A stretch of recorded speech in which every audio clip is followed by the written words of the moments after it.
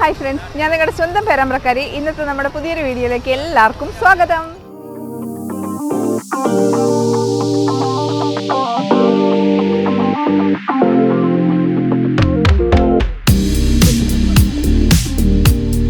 ഇനി നമ്മളുള്ളത് ഗ്ലോബൽ വില്ലേജിലാണ്. ഇവിടെ ഭയങ്കര തിരക്കാണ്, അതുകൊണ്ട് ഞാൻ പറയുന്നത് കേൾക്കുന്നുണ്ടോന്ന് അറിയില്ല. ഗ്ലോബൽ വില്ലേജിലുള്ള കൂടുതൽ കാഴ്ചകളായിരിക്കും ഇന്നത്തെ വീഡിയോയിൽ നിങ്ങൾ കാണാൻ പോകുന്നത്.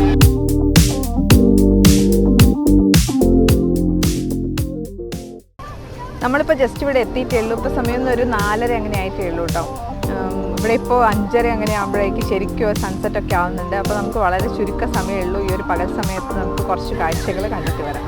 നമ്മൾ കണ്ടാലും കഴിയാത്ത അത്രയും കാഴ്ചകളായിട്ട് ഒരുപാട് ഏക്കറിലാണ് ഈ ഒരു ഗ്ലോബൽ വില്ലേജ് ഉള്ളത്. ഞാൻ ഒരുപാട് വർഷം മുമ്പാണ് കേട്ടോ ഇവിടെ വന്നത്. ദുബായിൽ വരുന്ന എല്ലാവർക്കും കാണാൻ ആഗ്രഹമുള്ള ഒരു സ്ഥലങ്ങളിലൊന്ന് തന്നെയാണ് ഗ്ലോബൽ വില്ലേജ്. ഇതിങ്ങനെ ഒരുപാട് ഏക്കറിൽ ഇങ്ങനെ നീണ്ടു കിടക്കുന്നതുകൊണ്ട് തന്നെ ഇത് നടന്ന് കാണുക എന്നുള്ളതാണ് വലിയൊരു ടാസ്ക്.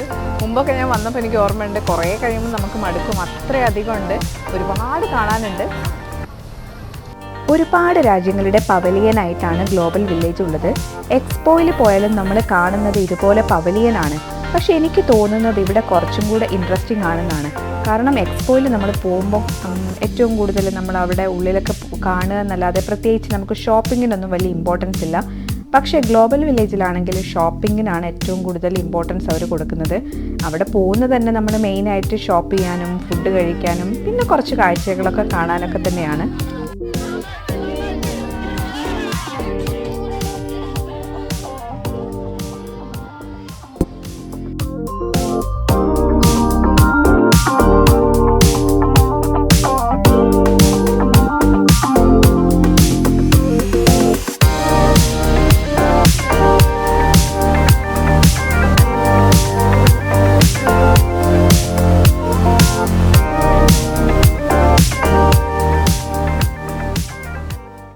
ഗ്ലോബൽ വില്ലേജിൻ്റെ ഈ എൻട്രൻസിലേക്ക് കയറുമ്പോൾ തന്നെ നമുക്ക് ഇവിടെ ഒരു വാട്ടറും അതിനോട് ചേർന്ന് ചെറിയൊരു മാർക്കറ്റും കാണാം.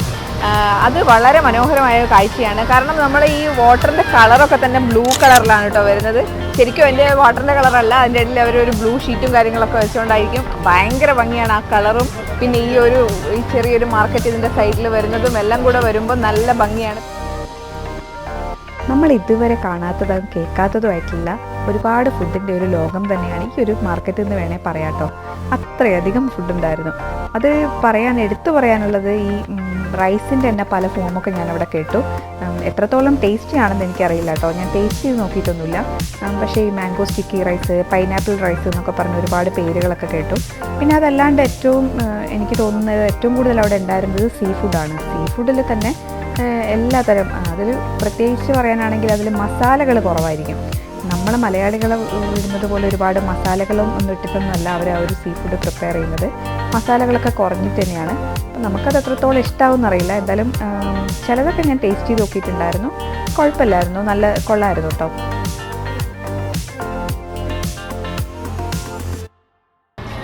നമ്മൾ ഇത്രയും നേരം കണ്ടത് ഫ്ലോട്ടിംഗ് മാർക്കറ്റാണ് കേട്ടോ. ഇവിടെ എല്ലാ രാജ്യത്തിൻ്റെ ഫുഡും കിട്ടും. ഞാൻ കൂടുതലായിട്ട് കണ്ടത് ഈ തായ്ലാൻഡ്, ചൈനീസ് ഫുഡുകളൊക്കെയാണ്. അറബിക് ചില ക്യൂസിൻസൊക്കെ കണ്ടു.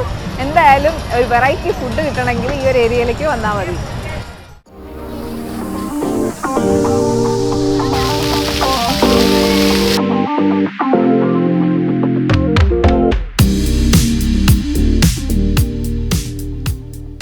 പിന്നെ ഇവിടെ വരുമ്പോഴാണ് കേട്ടോ നമുക്ക് ഓരോ രാജ്യത്തിൻ്റെയും ഐക്കോണിക് ആയിട്ടുള്ള സാധനങ്ങൾ കാണാനും പിന്നെ അവരുടേതായ സ്പെഷ്യൽ ഫുഡ് കഴിക്കാനൊക്കെ പറ്റുന്നത്. നമുക്ക് പല സ്ഥലത്ത് പോയാലും നമുക്ക് ഒരിക്കൽ പോലും കാണാൻ കിട്ടാത്ത സാധനങ്ങളൊക്കെ ആയിരിക്കും ഇവിടെ വരുമ്പോൾ നമുക്ക് കാണാൻ പറ്റുന്നത്.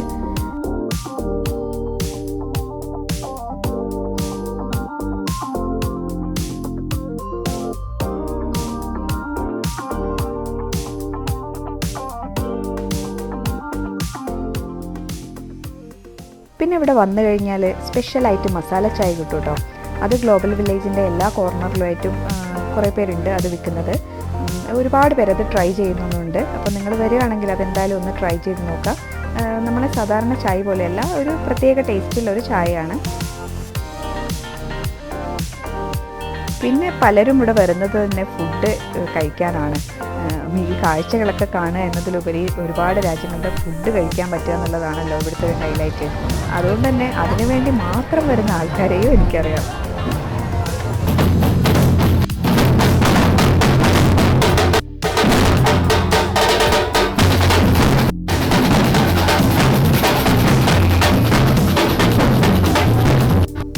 കുട്ടികൾക്കൊക്കെ ഇഷ്ടാവുന്ന രീതിയിൽ ഒരു അമ്യൂസ്മെൻറ്റ് പാർക്കിൻ്റെ സെറ്റപ്പിൽ വളരെ അഡ്വഞ്ചറായിട്ടുള്ള ഒരുപാട് റൈഡുകൾ ഇവിടെ ഒരുക്കി വെച്ചിട്ടുണ്ട്.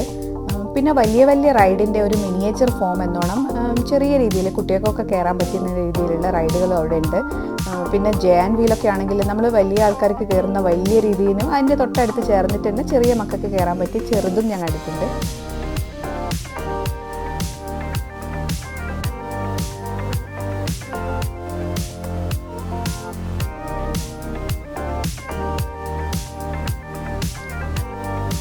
എല്ലാ പവലിയനിലും ഓരോ ലൈവ് ഷോസ് നടക്കുന്നുണ്ട് കേട്ടോ. നമ്മൾ ജപ്പാൻ ചൈനീസ് പവലിയനിലൊക്കെ പോയപ്പോൾ നമുക്കും കാണാൻ പറ്റി ലൈവ് ഷോസൊക്കെ നല്ലതായിരുന്നു കേട്ടോ. ഓരോ പവലിയൻ്റെ ഉള്ളിൽ പോകുമ്പോൾ നമ്മൾ കാണുന്ന ഷോസ് അല്ലാതെ തന്നെ ഇവിടെ മെയിൻ സ്റ്റേജ് ഉണ്ട്. അപ്പോൾ ആ സ്റ്റേജിലാണെങ്കിൽ എല്ലാ ദിവസവും പ്രത്യേകിച്ച് എനിക്ക് തോന്നുന്നു വീക്കെൻഡ്സിലാണ് കൂടുതലും ഷോയും കാര്യങ്ങളൊക്കെ നടക്കുന്നത്. ഇനിയിപ്പോൾ സ്പെഷ്യൽ ഡേയ്സൊക്കെ ആണെങ്കിൽ സ്പെഷ്യലായിട്ടുള്ള ഒരുപാട് ആൾക്കാർ സിംഗേഴ്സ് ആണെങ്കിലും അങ്ങനെ ഒരുപാട് പേര് വരികയും വലിയ വലിയ പെർഫോമൻസും കാര്യങ്ങളൊക്കെ അവിടെ ഉണ്ടാവാറുണ്ട്.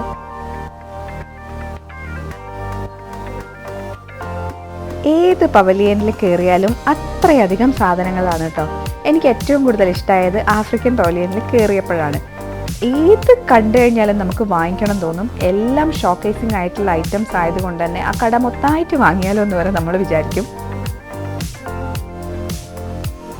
പിന്നെ എനിക്ക് തോന്നുന്നു ബാക്കി എല്ലാ പവലിയൻ വെച്ചിട്ടും എല്ലാവർക്കും അവിടെ കുറച്ചും കൂടെ ഇഷ്ടമാവുക. കാരണം അവിടെ ഹാൻഡ് ക്രാഫ്റ്റ് ആയിട്ടുള്ള ഐറ്റംസാണ് കൂടുതലുള്ളത്.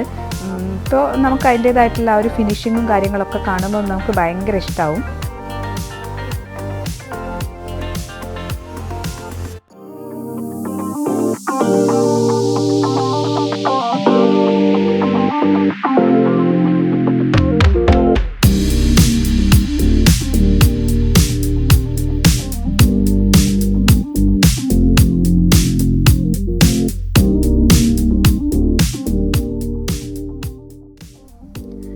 ഇന്ത്യൻ പവലിയൻ പുറത്തുനിന്ന് കാണാൻ വലിയതാണെങ്കിലും അത്ര അട്രാക്റ്റീവായിട്ട് അതിൻ്റെ ഉള്ളിലൊന്നും ഇല്ല എന്നുള്ളതാണ് കേട്ടോ സത്യം.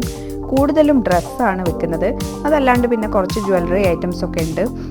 പിന്നെ മെയിനായിട്ട് അതിൻ്റെ സൈഡിൽ ഇന്ത്യൻ ഫുഡൊക്കെ വിൽക്കുന്ന ഒരുപാട് ഷോപ്പൊക്കെ ഉണ്ട്. അത്രയൊക്കെ തന്നെ ഉള്ളൂ. അല്ലാതെ ഇന്ത്യൻ പവലിയൻ അത്ര ഭയങ്കരമായിട്ടൊന്നും എനിക്ക് തോന്നിയില്ല.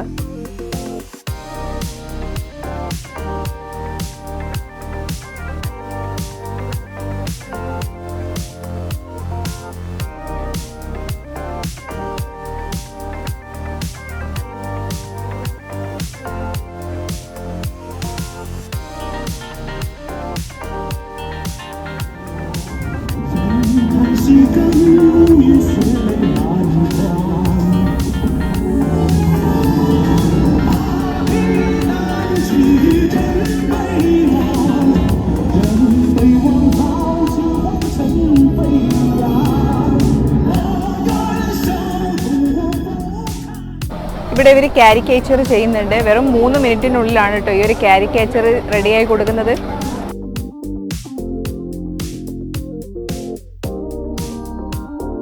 ഗ്ലോബൽ വില്ലേജിൽ കയറുമ്പോൾ നമ്മൾ കൊടുക്കുന്ന ആ ഒരു എൻട്രി ഫീൽഡ് ഒന്നും തന്നെ ഇൻക്ലൂഡഡ് അല്ല കേട്ടോ. നമ്മളവിടെ എന്ത് ആക്ടിവിറ്റീസ് ചെയ്യുകയാണെങ്കിലും ഫുഡാണെങ്കിലും ഷോപ്പിംഗ് ആണെങ്കിലും അതിനൊക്കെ സെപ്പറേറ്റ് ചാർജാണ്.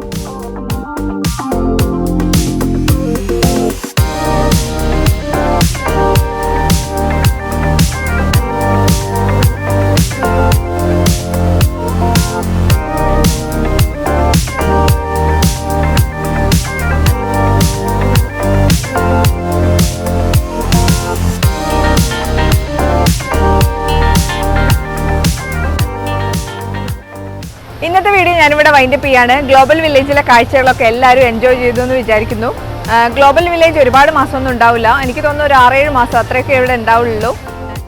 നമ്മുടെ വീഡിയോസൊക്കെ ഇഷ്ടപ്പെടുവാണെങ്കിൽ ലൈക്ക് ചെയ്യുക, ഷെയർ ചെയ്യുക, സബ്സ്ക്രൈബ് ചെയ്യാനും കൂടെ ഒന്ന് ശ്രദ്ധിക്കുക. അപ്പോൾ ഇതിലും നല്ലൊരു അടിപൊളി വീഡിയോ ആയിട്ട് നമുക്ക് ഇനിയും കാണാം. അതുവരേക്കും